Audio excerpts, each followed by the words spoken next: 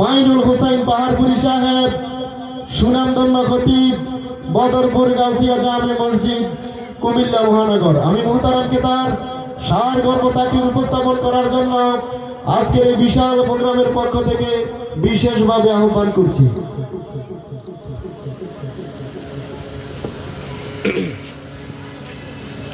আসসালামু আলাইকুম ওয়া রাহমাতুল্লাহি ওয়া বারাকাতুহু।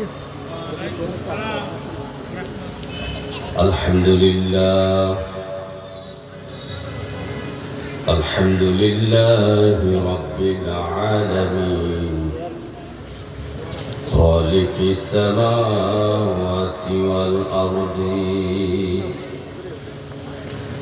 আসসালাতু ওয়াসসালামু আলা মান কানা নাবিয়্যান ওয়া আদামু বাইনাল মা'i ওয়াত-তিন। সাইয়্যিদিনা ওয়া নাবিয়্যিনা ওয়া শাফীনা ওয়া হাবিবিনা ওয়া ওয়াকিলিনা ওয়া কাফিলিনা মুহাম্মাদুর রাসূলুল্লাহ সাল্লাল্লাহু আলাইহি ওয়াসাল্লাম। قال الله تعالى في كلامه المجيد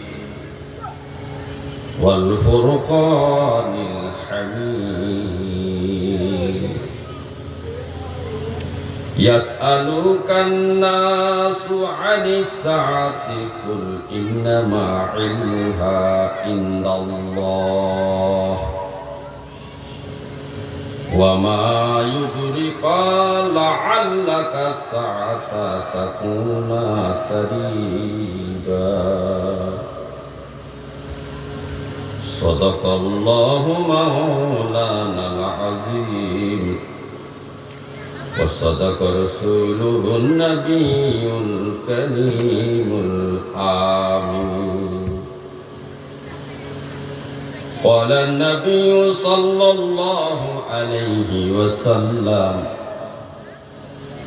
إن بين يدي الساعة شهادة الزور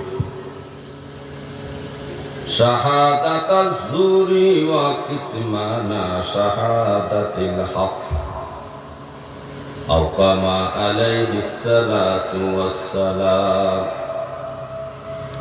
إن الله وملائكته يصلون على النبي يا أيها الذين آمنوا صلوا عليه وسلموا تسليما. صلاة يا رسول الله عليكم سلام يا حبيب الله عليكم صلاة يا رسول الله عليكم سلام يا حبيب আমল নাই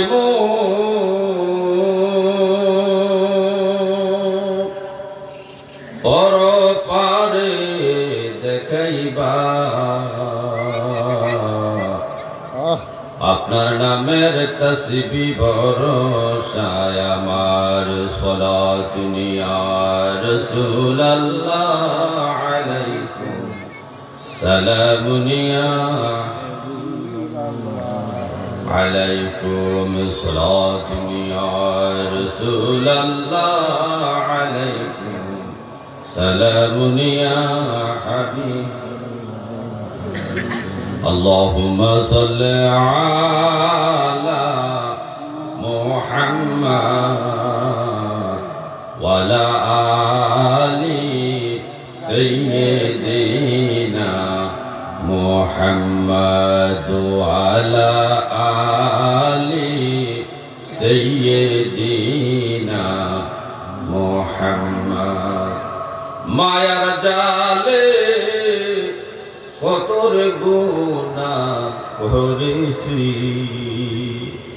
ক্ষমা ভিক্ষা দাও গো দয়াল মাওলাজি আল্লাহুম্মা সাল্লি আলা মুহাম্মাদ ওয়া আলা আলি সাইয়্যিদিনা মুহাম্মাদ ওয়া আলা আলি সাইয়্যিদিনা মুহাম্মাদ আজরাইলা শিয়ার যেদি নিবে প্রাণ সাড়ে তিন হাত কবর হবে বাসস্থান আল্লাহুম্মা সাল্লি আলা মুহাম্মাদ ওয়া আলা আলি সাইয়্যিদিনা মুহাম্মাদ ওয়া আলা আলি সাইয়্যিদিনা লা ইলাহা ইল্লাল্লাহ লা ইলাহা ইল্লাল্লাহ লা ইলাহা ইল্লাল্লাহ লা ইলাহা ইল্লাল্লাহ লা ইলাহা ইল্লাল্লাহ লা ইলাহা ইল্লাল্লাহ লা ইলাহা ইল্লাল্লাহ লা ইলাহা ইল্লাল্লাহ লা ইলাহা ইল্লাল্লাহ লা ইলাহা ইল্লাল্লাহ লা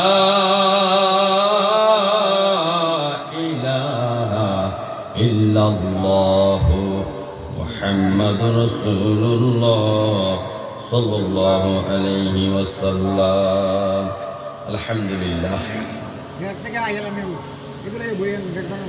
আজ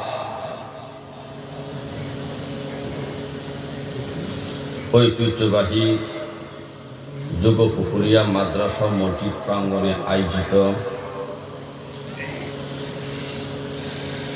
বার্ষিক বিশাল ওয়াজ ও দোয়ার মাহফিল। উক্ত মাহফিলে যাদের আগমনে আমাদের এই আয়োজন আমাদের গ্রামবাসী করেছেন, ওনারা হলেন জৈনপুরের পাক দরবার শরীফের আলা হযরত ফিসাব কিবলা এবং ওনার বড় সাহায্যদার আগমন উপলক্ষে আজকের আমাদের এই আয়োজন আল্লাহ তাআলা কবুল করুক, বলেন আমিন। উক্ত মাহফিলের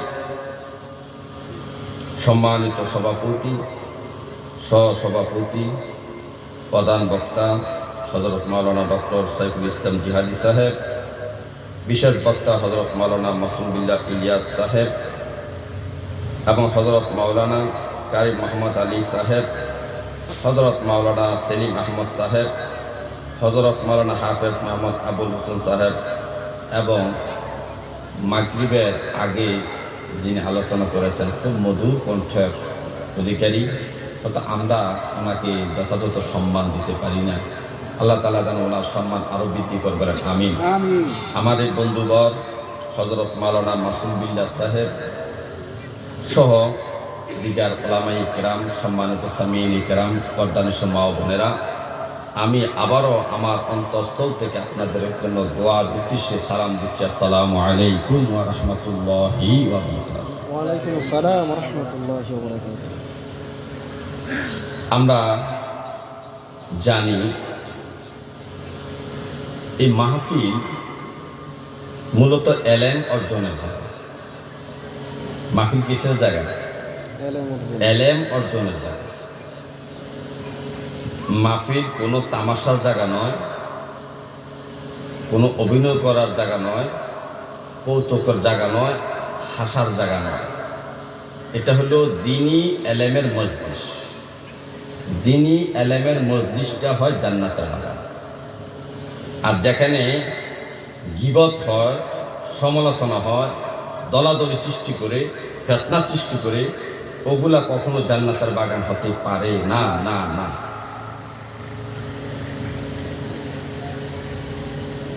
এই জন্য আমরা যারা এই জান্নাতের বাগানে বসছি মনোযোগ সহকারে আমরা দু চারটি কথা শুনবো। আল্লাহ তাআলা যেন আমাদেরকে এই কথাগুলো বুঝের মধ্যে এনে দেয়। ওমা তাওফিকি ইল্লা বিল্লাহ। আমিন। সম্মানিত হাজিরিন, আমি যে আয়াতে কারিমা তিলাওয়াত করেছি, হুজুর পাক সাল্লাল্লাহু আলাইহি সাল্লামকে উনার জামানার লোকেরা বারবার প্রশ্ন করতেন, আপনি যে বলেন পরকাল আছে, আখিরাত আছে, হাসরের মাঠ আছে, তো এগুলো হইব কোন দিন, কিয়ামত হইব কোন দিন, একটু কর না। আমরা তাই যে এগুলা অন্য বছর ধরে বলতে আছেন, মক্কায় বললেন 10 বছর, মদিনায় বললেন প্রায় 11 বছর মতো বললেন।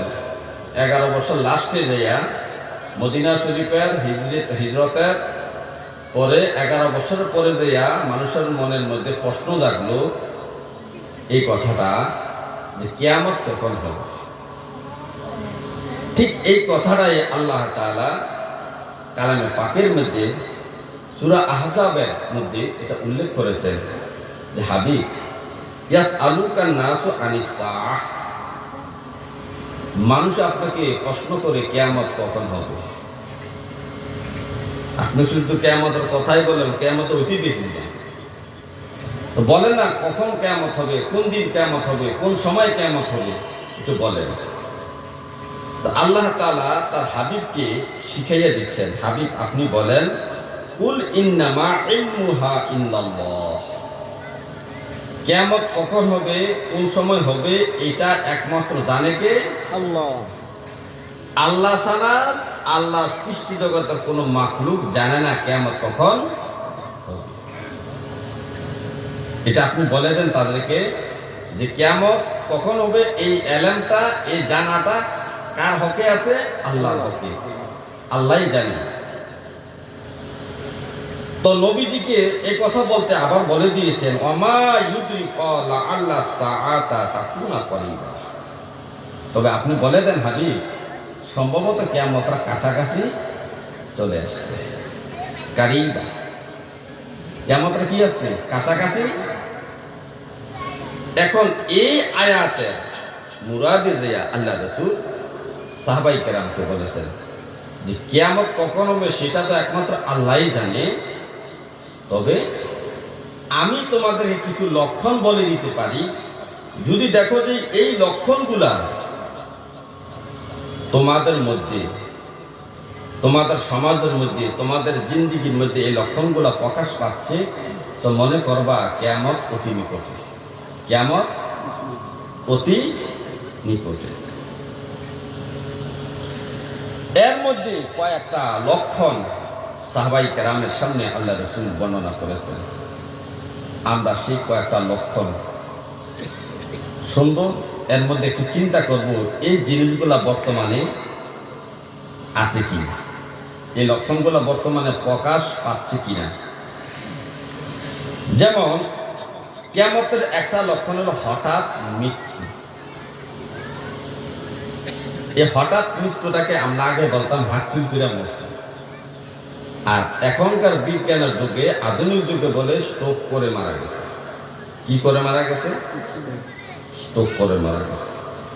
তো হযরত আনাস রাদিয়াল্লাহু তাআলা আনহু বর্ণনা করতেছেন হাদিসটা,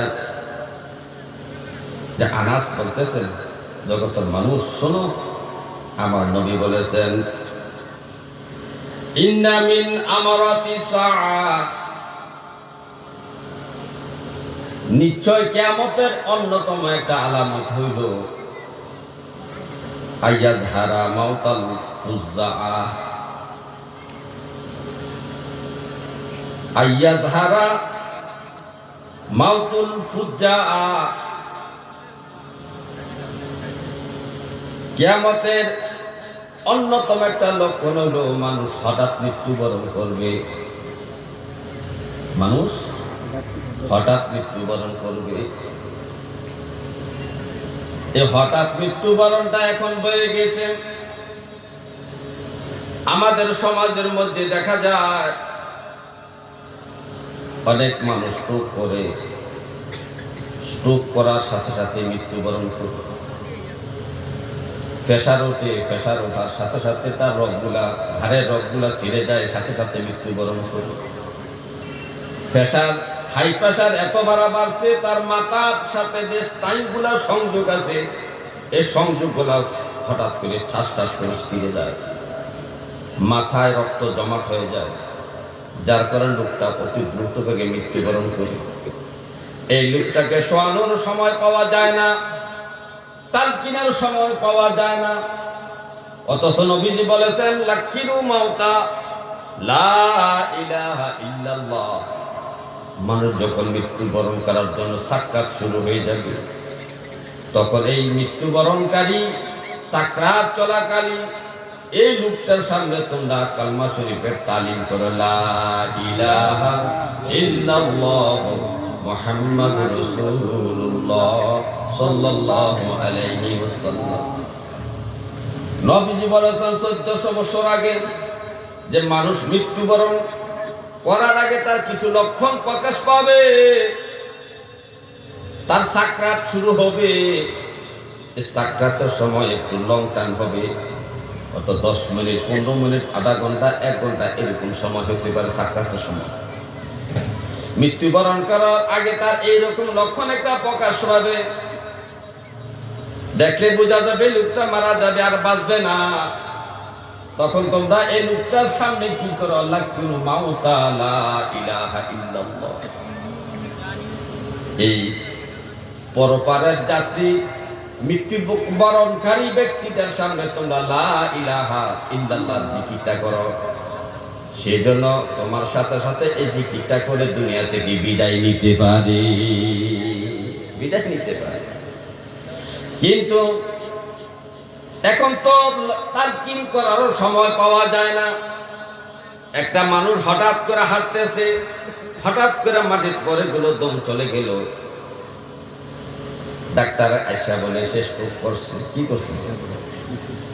তাহলে নবীজি বলেছেন, হে আমার উম্মত, যখন তোমাদের সমাজে এই চিহ্নটা প্রকাশ পাবে, আইয়াজহারা মাউতুল ফুজ্জাআহ,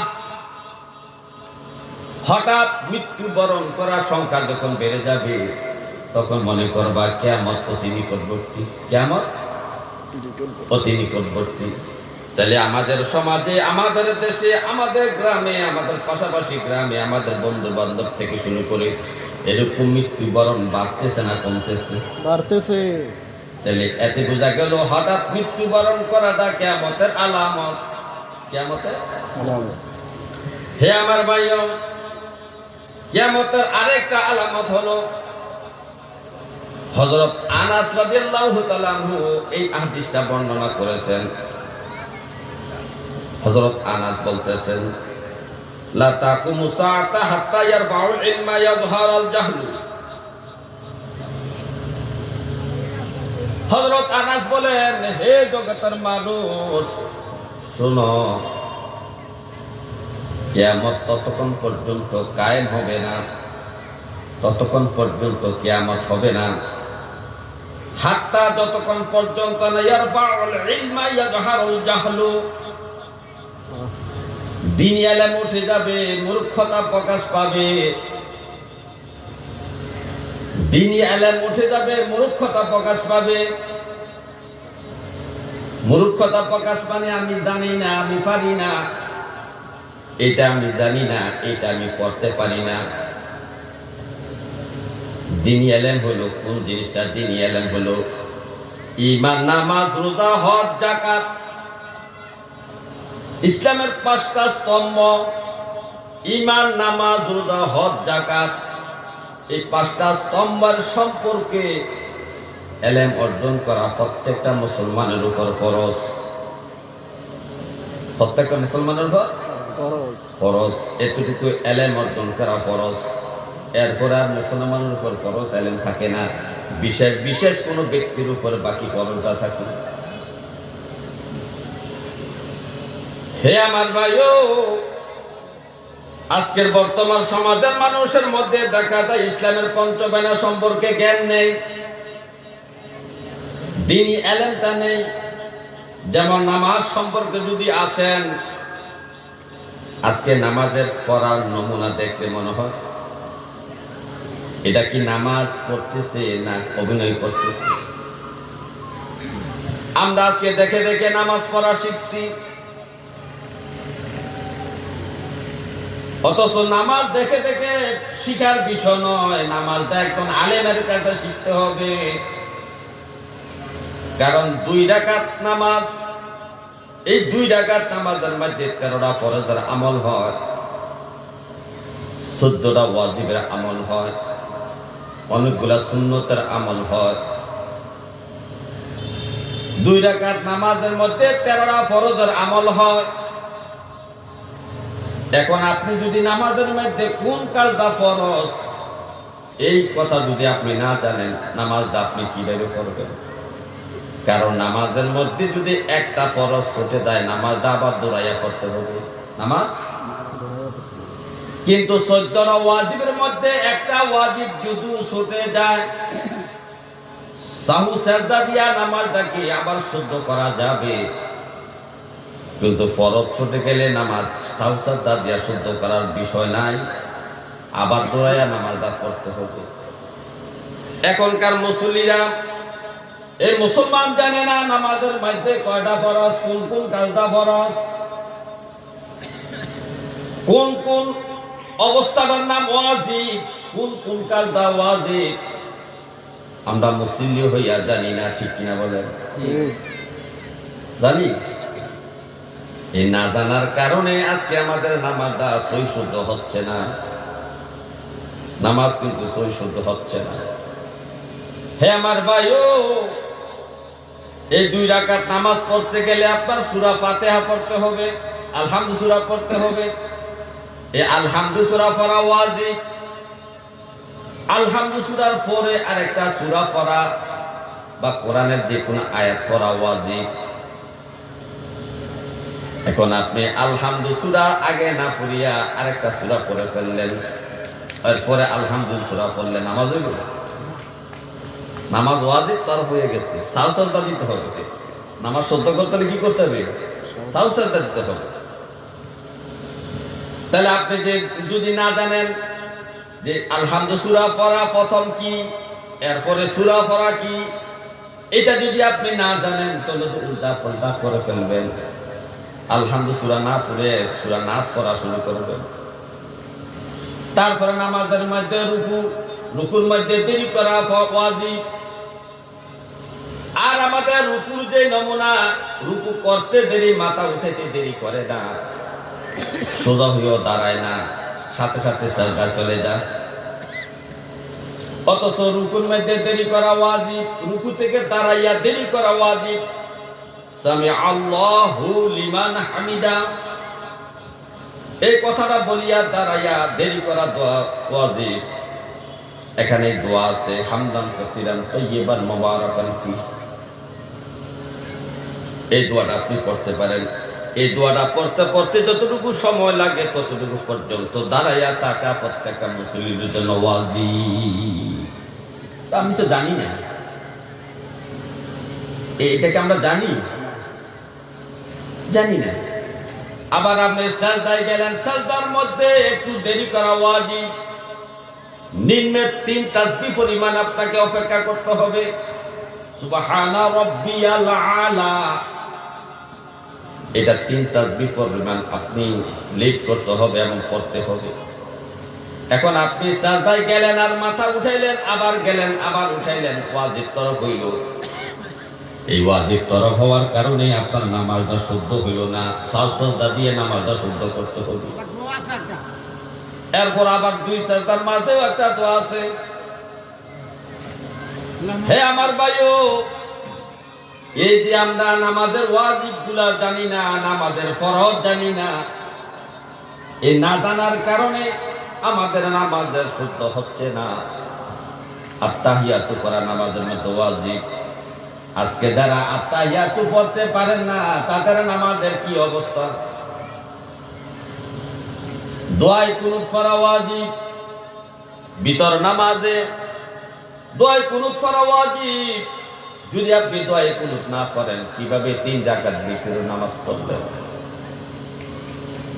এই জন্য নবীজি বলছে, এই আমার উম্মত, তালাবুল ইলমি ফরিদাতুন আলা কুল্লি মুসলিম।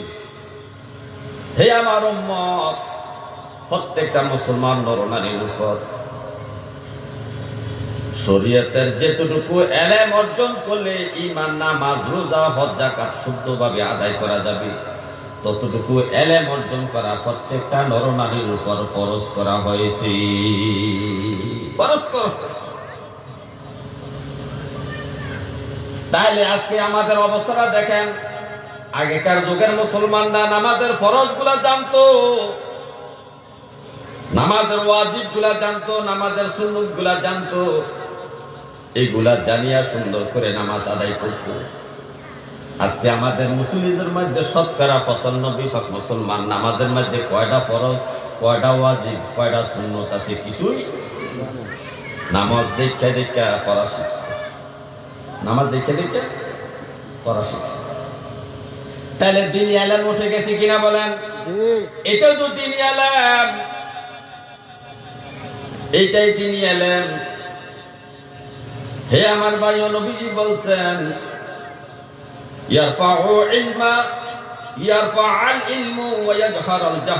যখন দিনী আলেম উঠে যাবে, মূর্খতা প্রকাশ পাবে, মনে করবা কিয়ামত অতি নিকটবর্তী হয়ে গেছে। এই মুসলমান ওযুর মধ্যে করা ফরজ জানে না, এটা তো দিনী আলেম। আপনি ওযু করতেছেন, ওযু করতে যাইয়া যদি 4টা ফরজের মধ্যে একটা ফরজ যদি আদায় না হয়, ওযু হবে? তাহলে আমরা মুসলমান তো ওযু করি ঠিক, কিন্তু ওযুর মধ্যে কয়টা ফরজ তাও জানি না, ওযুর মধ্যে কয়টা সুন্নত আছে তাও জানি না। এই যে আমরা জানাজার নামাজ পড়ি, এই জানাজার নামাজের মধ্যে 2টা ফরজ আছে। কয়টা ফরজ? দেখে আগে জানতেন? এটা জানতেন আপনারা? কারা কারা জানতেন? হাত তুলে দেখেন তো, জানাজার 2টা ফরজ আমরা জানতাম আগে। তাহলে একজন মানুষের হাত তোলা সম্ভব হলো না, অথচ জানাজার নামাজ মাসে 2-1টা আমরা পড়ি। জানাজার নামাজের 2টা ফরজ হলো, 4টা তাকবীরে দেওয়া ফরজ, 1 নাম্বার দাঁড়াইয়া জানাজার নামাজ পড়া ফরজ, কাতার সোজা করে সবাই দাঁড়াইতে হবে, এই দাঁড়াইয়া নামাজ পড়া ফরজ, 4টা তাকবীর ফরজ। হে আমার ভাই, ও আজকে জানাজার নামাজের 2টা ফরজ তাও আমরা জানি না। তায়াম্মুমের 3 ফরজ সম্পর্কে আমাদের জ্ঞান নাই। গোসলের মধ্যে 3টা ফরজ আছে, এই গোসলের 3টা ফরজ যদি সঠিকভাবে আদায় না হয়, ফরজ গোসল হবে না। ফরজ গোসল, তাহলে আমরা কত দিকটা জানি না দেখেন। তারপর আমরা আত্তাহিয়াত পড়তে পারি না, দুরূদ শরীফ পড়তে পারি না, দোয়া মাসুরা পড়তে জানি না, সানা পড়তে জানি না, এবং রুকুর মধ্যে যাইয়া সুবহানা রাব্বিয়াল আযীম বলতে হয়, শুদ্ধ করে বলতে হবে। নামাজ ভঙ্গের 20টা কারণের মধ্যে একটা সর্বপ্রথম কারণটা হলো নামাজের তেলাওয়াত অশুদ্ধ করা, কোরআন এবং তাসবিহ তাহলিল দোয়া দুরূদগুলো অশুদ্ধ উচ্চারণ করা হলো নামাজ ভঙ্গের কারণ। এখন আমাদের মুরব্বীরা জিজ্ঞাসা করেন, রুকু যে কি করেন? কবে সুবহানা রাব্বিল আযীম। সুবহানা রাব্বিল আযীম কি? এটা হইছে সুবহানা রাব্বিয়াল। রব্বিয়াল আর রব্বিল এক কথা, তো কোনটা সত্য? হাদিসেরটা সত্য না আপনি আমার পড়াটা সত্য? হাদিসেরটা সত্য। তা হাদিসে লেখা আছে সুবহানা রাব্বিয়াল আযীম, আর আপনি বললেন সুবহানা রাব্বিল আযীম। হাদিসের মধ্যে আছে সুবহানা রাব্বিয়াল আলা, আপনি বললেন সুবহানা রাব্বিল আলা। তাহলে আমরা এই দোয়াগুলা জানি না, পড়তে পারি না, মানে এই ইলমটা আমাদের কাছ থেকে চলে গেছে। দোয়ায় কুনুত পারে না, সূরা কেরাত গুলো পড়তে পারে না, যারাও পারে অশুদ্ধ করে, ভুল করে, উচ্চারণের ভুল। আরে মদ গুনার ভুল তো ভুল, একটা সাধারণ ভুল, কিন্তু লফজের মধ্যে যদি উচ্চারণে ভুল করেন, এই ভুল আল্লাহ কেমনে কবুল করবে আপনি বলেন?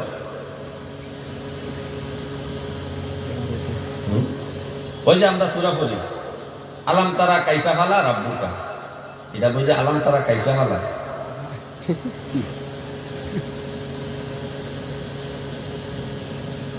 এই যে ভুল করতেছি, এই যে ভুল করতেছি এক তো ভুল, আর যদি যারা জানে না তারা কি দিনই এলাম থেকে দূরে সরে হয়েছে না?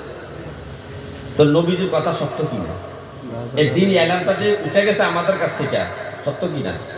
হে আমার ভাইও, আজকে যারা কুরবানি দেয় কুরবানের নিয়ম সম্পর্কে অভিজ্ঞতা নাই। নিয়ম সম্পর্কে কুরবানি হলো জীবিত মানুষের উপর ওয়াজিব। কার উপর ওয়াজিব? জীবিত মানুষের উপর ওয়াজিব। আর এই সংসারের প্রধান কর্তা যিনি কামাই করতেছেন, সংসারটা চালাইতেছেন, কামাই করে আয় করে সংসার চালায়, ওই ব্যক্তির উপর কুরবানি ওয়াজিব। এখন আমার বাবা কামাই করে না, আমার বাবার সম্পত্তিও নাই, আমার বাবার ব্যবসা বাণিজ্য নাই, আমার বাবা বেকার বাড়িতে থাকে, আমরা খাওয়াইলে বাবা খায়, আমরা লক্ষ লক্ষ টাকা কামাই করি মাসে। এখন কুরবানি ওয়াজিব হইল সন্তানের উপর, বাবার উপর কুরবানি ওয়াজিব নয়।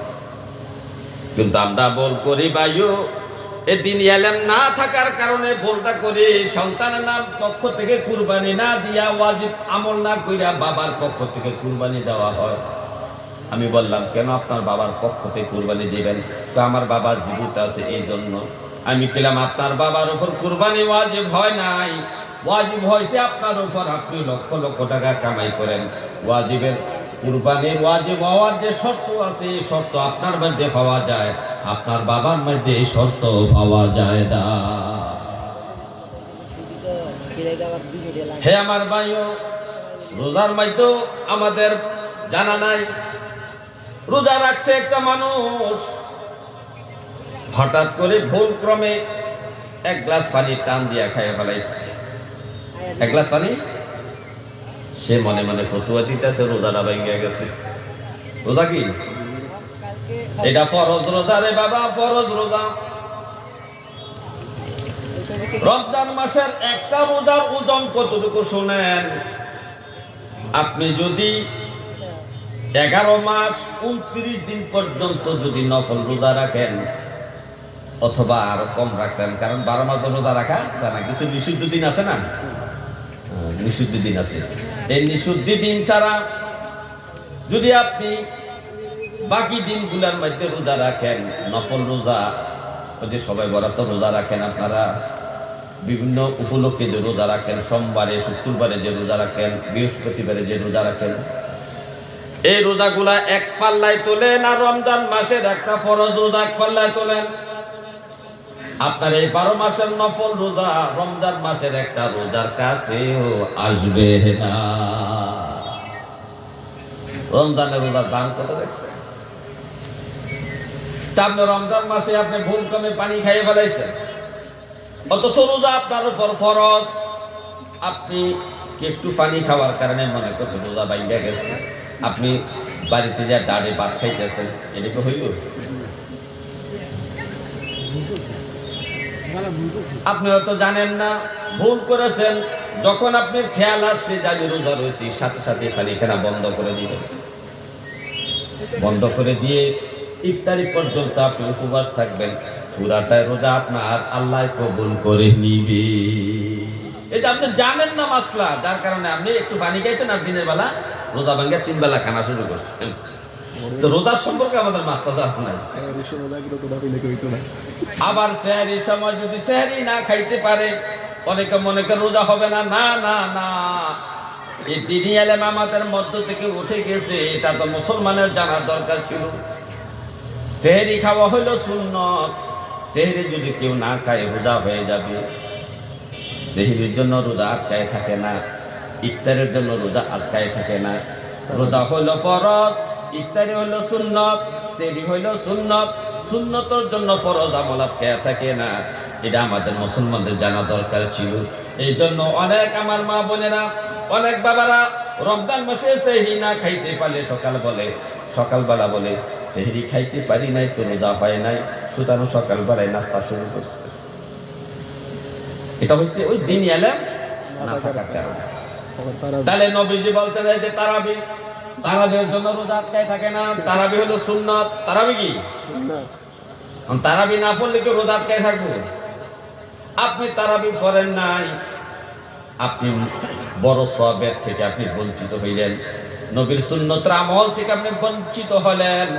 আরে নবীর সাফায়াত পাইতে হইলে, হাসরের মাঠে নবীর সুপারিশ পাইতে হইলে নবীর সুন্নতের আমল বেশি বেশি করতে হবে। নবীর সুন্নতের আমল আপনি ছেড়ে দিলে নবীর সাফায়াত থেকে আপনার বঞ্চিত হওয়ার সংখ্যা আছে। এই জন্য সুন্নতের জন্য তো ফরজ ছাড়তে পারেন না আপনি। এই যে আমাদের দিনে এলেম নাই, না থাকার কারণে আমাদের কি অবস্থা এখন সমাজের মধ্যে দেখেন। আকিকা দেওয়ার বিষয় বলে হুজুর অমুকে কইছে আকিকার গোশত খাওয়া যাবে না, মা বাবা খাইতে পারবে না। আমি বললাম কে বলছে? অমুক বাড়ির অমুক মহিলাই বলছে, অমুক বাড়ির অমুক বেটাই বলছে। আমি বললাম কোন আলেম আপনাকে বলছে কিনা বাবা যে আকিকার গোশত মা বাবা খাইতে পারবে না, যার পক্ষ থেকে আকিকা দেওয়া হয় সে খাইতে পারবে না, এমন কথা কোন আলেমে বলছে কিনা কোন? তাহলে আপনি কেন তার কথা বিশ্বাস করলেন? অথচ সাধারণ একটা আকিকার মাসলাও মুসলমান সমাজে জানা নাই, মুসলমান সমাজে জানা নাই। হে আমার ভাইও, নবীজি এই কথাটাই বলেছেন হাত্তা ইয়ারফাউল ইলমা ইয়াজহারাল জাহলু। ও আমার উম্মত, যখন দেখবা নামাজ, রোজা, হজ, যাকাত, বর্তা পশিদা, হালাল হারাম, সাধারণ সাধারণ ইবাদত যে আমার বান্দারা করে, এই সাধারণ ইবাদতের বিষয়ে যাদের জ্ঞান নাই, এই জ্ঞানটা না থাকাটাই মানে দিন এলেমটা উঠে গেছে আর মূর্খতা প্রকাশ পাইছে। যার কারণে যার যার ইচ্ছা মতো সাজদা করতেছে, যার মনে যেভাবে রুকু করতেছে, যার মনে যেভাবে দাঁড়াইতেছে, যার মনে যেভাবে সে ইবাদত করতেছে। অথচ এই সমস্ত ইবাদত আমার নবীর মতো হয় না। নবীর মতো ইবাদত না হলে আপনার ইবাদত কবুল হবে না। নবী হইল আমাদের মডেল, উসওয়াতুল হাসানা। নবী আমাদের স্যাম্পল। আপনি যখন দর্জির দোকানে একটা পাঞ্জাবি বানার জন্য দিলেন আপনার ছেলের জন্য, একটা পাঞ্জাবি নিয়ে বলছেন টেইলার সাহেব এই যে এটার পকেট এদিকে আছে, এই পকেটটার মধ্যে একটা ডিজাইন দিবেন, হাতের মধ্যে একটা ডিজাইন দিবেন, কলারের মধ্যে একটা ডিজাইন দিবেন। দেখছি নি পাঞ্জাবিটা? টেইলার সাহেব তো দেখছি। তো টেইলার সাহেবের সঙ্গে তো ছবিও তুলে রাখছে, আবার মাপটাও লিখা রাখছে। এর এক সপ্তাহ পরে আপনি গেছেন টেইলারের দোকানে পাঞ্জাবি আনার জন্য, যাইয়া দেখেন পকেট দিছে বামি দিয়া, মানে ডাইনি দিয়া, দেওয়ার কথা বামি দিয়া দিছে, কোন দিক দিয়া? ডাইনি দিয়া। যে নকশার কথা কইছেন নকশার কিচ্ছু না, সাধারণ একটা পকেট লাগাইছে। হাতের মধ্যে কইছেন মাপ কবজি পর্যন্ত, এবার হাতের মাপ এনে দিছে আঙ্গুলের মাথা পর্যন্ত। আপনার যে ডিজাইনটা দেখাইছিলেন এই ডিজাইন মতো পাঞ্জাবি হয়েছে, এটা আপনি আনবেন নি না টেইলার দোকানে ফালাই দিয়ে দেবেন?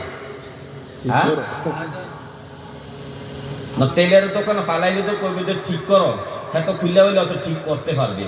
কিন্তু আপনার নামাজটা যদি নবীর নামাজের মতো না হয়, আপনার কি তখন কইবে এটা ঠিক করে আইও? হাসর মাঠে এই কথা বলবে? সুযোগ নেই। হে আমার ভাইও, গভীর ভাবে মনোযোগ। হাসর মাঠে নবীজি বলেছেন, হাসর মাঠে কিছু কিছু নামাজির নামাজকে, কিছু কিছু নামাজি নামাজকে পুতলা বানাইয়া তার মুখের মধ্যে ইটা মারবে, মুখের মধ্যে ইটা মারবে। ফেরেশতারা বলবে রে আল্লাহর নাফরমান বান্দা, 30-40 বছর নামাজ পড়লি, আমার নবীর মতো একটা নামাজও হইল না। নে তোর নামাজ শিখা, তোর নামাজ তুই লইয়া যা।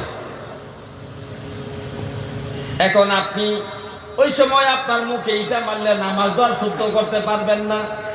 কিন্তু দুনিয়ার টেইলারকে যদি আপনি পাঞ্জাবি অর্ডার দেন, পাঞ্জাবি ভুল হইল শুদ্ধ করার ব্যবস্থা আছে, ঠিক করার ব্যবস্থা আছে, কিন্তু পরকালে নামাজ আর শুদ্ধ করার ব্যবস্থা নাই।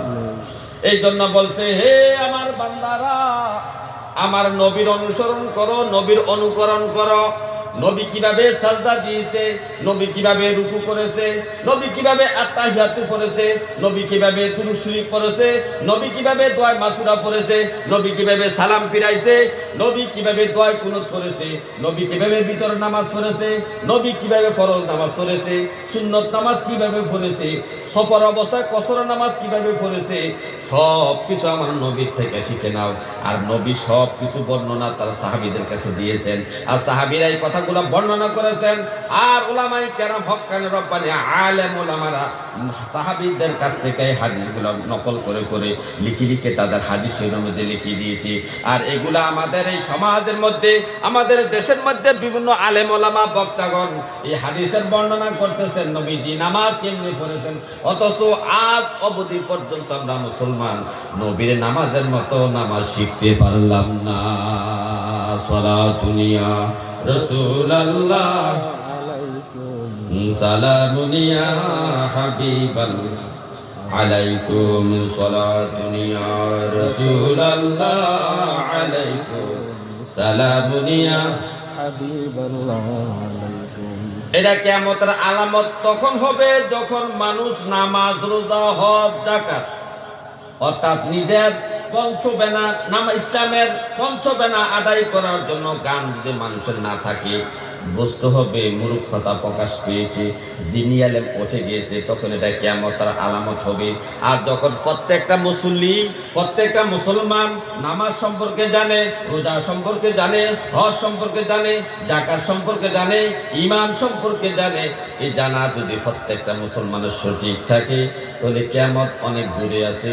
আর যদি না জানে নামাজের কয়টা ফরজ, নামাজের কয়টা ওয়াজিব, নামাজের কয়টা সুন্নত, এবং রুজুর মধ্যে কয়টা সুন্নত, রুজুর কয়টা ফরজ, এবং যাকাতের মধ্যে কয়টা ওয়াজিব, রোজার মধ্যে কয়টা ফরজ, তারপরে পর্দা পুশিদার মধ্যে ফরজ কয়টা, সুন্নত কয়টা, এবং জানাজার নামাজ থেকে শুরু করে এভরিথিং যত ইবাদত আছে এই ইবাদত সম্পর্কে যদি সাধারণ মুসলমান এবং আমরা খেটে খাওয়া মানুষগুলা যদি সামান্যটুকু জ্ঞানও যদি না থাকে, বুঝতে হবে দ্বীনি আলেম উঠে গেছে কিনা, তাহলে এটা কিয়ামতের আলামত কিনা। তারপরে আছেন নবীজি বলছেন কিয়ামতের আরেকটা আলামত হলো ওয়ায়াকিল্লার রিজালু ওয়ায়াকসুরান নিসা। নবীজি বলছেন শেষ জামানায় পুরুষগুলা কমে যাবে, মহিলাগুলা বেড়ে যাবে, পুরুষ কমে যাবে, মহিলা বেড়ে যাবে, পুরুষ কমে যাবে, মহিলা বৃদ্ধি পাবে। বাংলাদেশে যদি এখনো জরিপ করা হয় মহিলার সংখ্যা বেশি, কিন্তু সরকার কৌশল করে এই মহিলাদের সংখ্যাটা প্রকাশ করে না, সব সময় পুরুষের চেয়ে একটু কম প্রকাশ করে। যদি বেশি প্রকাশ করে তাহলে বাংলাদেশের জন্য একটা বদনাম, বাংলাদেশের জন্য কি একটা বদনাম। এই জন্য আদমশুমারির মধ্যে সরকার একটা কৌশল করে মহিলার সংখ্যা কম দেখায়, পুরুষের সংখ্যা বেশি দেখায়। এখন আপনি একটু চিন্তা করে দেখেন, আপনার বাড়ির মধ্যে কয়টা মহিলার স্বামী নাই, অর্থাৎ স্বামী মারা গেছে, আপনি হিসাব করে দেখেন, দেখবেন যে মহিলাগুলা বেঁচে আছে, স্বামীগুলা মরে গিয়েছে। আপনার বাড়িতে হিসাব করলে দেখবেন মহিলার সংখ্যা বেশি, পুরুষের সংখ্যা কম। একটা গ্রাম হিসাব করেন যে কয়টা মহিলার স্বামী দুনিয়াতে নাই, মহিলাগুলা জীবিত আছে। যদি পুরুষ স্বামী, পুরুষ এবং মহিলা সমান সমান হইতো তাহলে মহিলাগুলা স্বামী বেঁচে থাকতো, ঠিক কিনা বলেন? তাহলে মহিলা বাড়ছে কিনা কমছে? বাড়ছে না কমছে? মহিলা বাড়ছে, পুরুষ কমছে। এবং বেশি মারা যায় কি মহিলা না পুরুষ? পুরুষ পুরুষ মারা যায় বেশি। আপনি আজ থেকে হিসাব করেন, আজকে থেকে বারের হিসাব করেন যে আজকে থেকে ধরেন জানুয়ারি মাসের 4 তারিখে হিসাব করলাম, আগামী জানুয়ারি পর্যন্ত আমরা বাড়ির মধ্যে কয়টা মহিলা মরছে আর কয়টা পুরুষ মরছে। আমরা গ্রামে কয়টা পুরুষ মারার খবর পাইছি আর কয়টা মহিলা মরার খবর পাইছি, হিসাবটা করলে বুঝতে পারবেন মহিলা বাড়ছে না কমছে। মহিলা বেশি দুনিয়াতে জীবিত বেশি না মহিলা গেছে বেশি? তাহলে নবীর কথা সত্য কি না? ঠিক। যদি এটা হইয়া থাকে তাহলে কিয়ামত অতি নিকটবর্তী। কিয়ামত কি? অতি নিকটবর্তী। হে আমার ভাইও, কিয়ামতের আরেকটা আলামত হলো নবীজি বলছে ইন্না বাইনা ইয়াদা ইসাআতা শাহাদাতা যুরি ওয়া কিতমানা শাহাদাতিল হাক্কি। নবীজি বলছেন ততক্ষণ পর্যন্ত কিয়ামত কায়েম হবে না যতক্ষণ পর্যন্ত সত্য সাক্ষীকে লুকাইয়া মিথ্যা সাক্ষীকে প্রকাশ করা হবে। আহ, একটা মামলার জন্য, মেলার জন্য, দরবারের জন্য সত্য সাক্ষীকে হাজির করা হয় না, সত্য সাক্ষীকে হাজির করা হয় না। যে দৃশ্যটা দেখছে তাকে আসতে দেওয়া হয় না, হুমকি দেওয়া হয় যদি যাইয়া সাক্ষী দেওয়া আমার বিরুদ্ধে তাহলে মাইরালাম। জি, যার কারণে সে জিতার জন্য একদম না দেখা মানুষকে সাক্ষী বানাইছে। সে মিথ্যা কথা বলতেছে, আমি দূর থেকে দেখছি, তাকে তে মারছে, তাকে তে এই করছে, ওই করছে, এই সমস্ত মিথ্যা কথা। জমির দলিলের মধ্যে, জমির মামলার মধ্যে দেখা যায় কত মিথ্যা সাক্ষী হাজির করা যায়। টাকা দিয়ে 500 টাকা দিলে কয় যাই একটা সাক্ষী দিও, 500 টাকা দেন, গাড়ি ভাড়া দাম, খাওয়া আমো এবং 500 টাকা। আসলে কি সাক্ষীটা সত্য? হ্যাঁ, অরিজিনাল যেতে সাক্ষী দেওয়ার উপযুক্ত তাকে নেওয়া হয়েছে আদালতে, দরবারের মধ্যে তারা সাক্ষী হাজির করা হয়েছে। সঠিক ঘটনা যে দেখছে, আবার সঠিক ঘটনা যে দেখছে হ্যাঁ তো ডরও আইয়ে না, কারণ ডর এই কারণে আইয়ে না যদি হাতে আবার উল্লে আমার মারে। জি, ঠিক নেই, ঠিক নেই। তো নবীজি বলছেন হে আমার উম্মত, যখন দেখবা মিথ্যা সাক্ষী বেশি হবে, সত্য সাক্ষীকে লুকাইয়া রাখা হবে, কোন মামলায়, কোন দরবারে, যে কোনো ঘটনায় যদি দেখো মিথ্যা সাক্ষীকে সামনে আনা হবে, সত্য সাক্ষী সত্য ঘটনা যে দেখেছে, জমি জমা বিষয় যে সত্য কথা জানে তাকে নেওয়া হয় না সাক্ষী দেওয়ার জন্য, কিন্তু যে জানে না তাকে সাক্ষী দেওয়ার জন্য নেয়, অর্থাৎ সে যাইয়া মিথ্যা সাক্ষী দেয়। মিথ্যা সাক্ষী